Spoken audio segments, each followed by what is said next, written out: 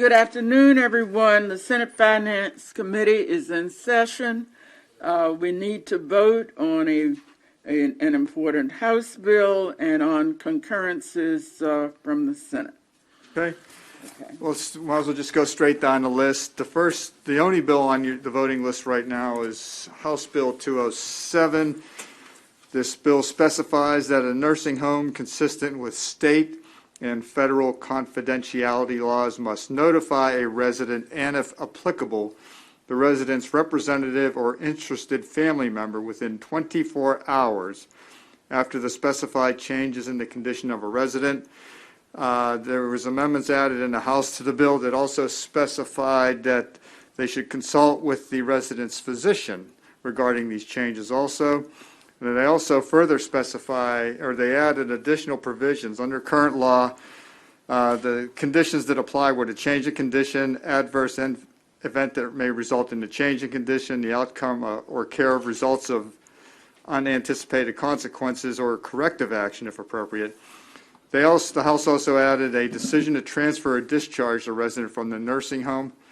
So these are the things that a family, a resident or a representative of the resident in consultation with the physician would have to be notified about. And it would be immediately rather than in a timely manner. And my understanding is these changes are also consistent with existing federal regulations. Okay, any discussion on the motion? All in favor, please raise your hand.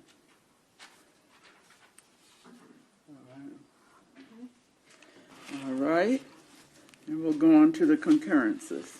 Okay, the first concurrence is Senate Bill 103.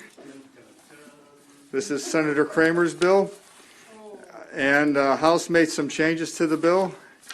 The first change was, and this was a suggestion of Senator Kramer actually, he offered an amendment to the bill.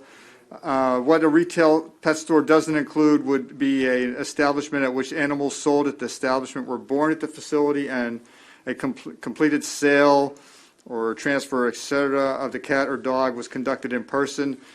Senator Kramer offered an amendment to strike that in-person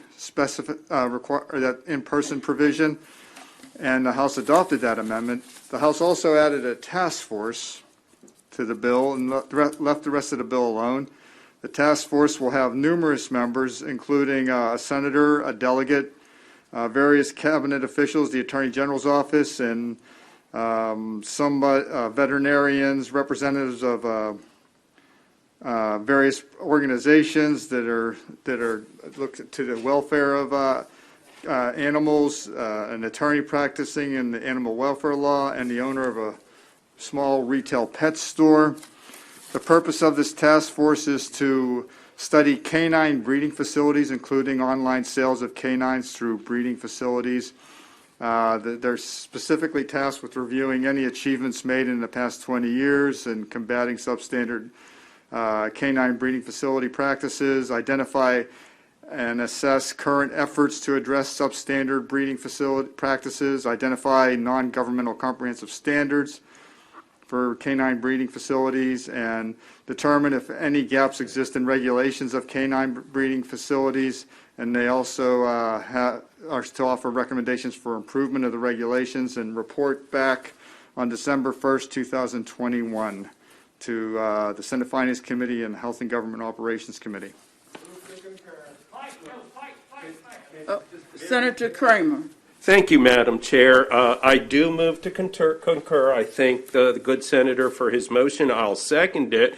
And I will very much look forward to working with Delegate Dumais on this task force, and with the goal of bringing back to this committee and the Economic Matters Committee some additional very strong legislation to protect the puppies so we can hug the puppies and love the puppies. So move to concur, Madam Chair. Thank you. Now, just so that we understand, is there still a cross file out there? And if so, is it in the same posture? There's not. Okay. All right. So, Senator Battle. Thank you. I was looking for a revised fiscal note. I want to know who's going to staff the task force and if it adds any.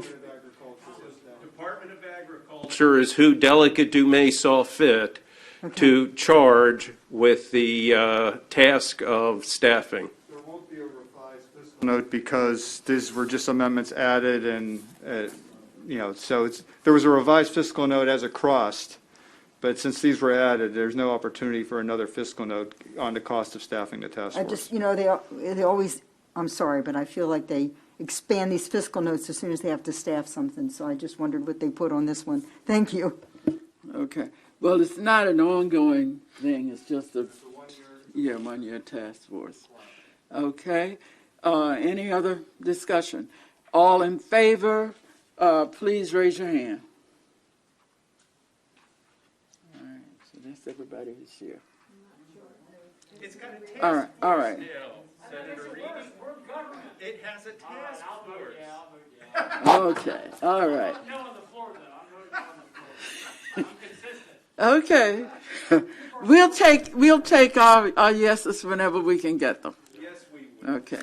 Okay, the next concurrence on your list is Senate Bill 857. If you recall, this is this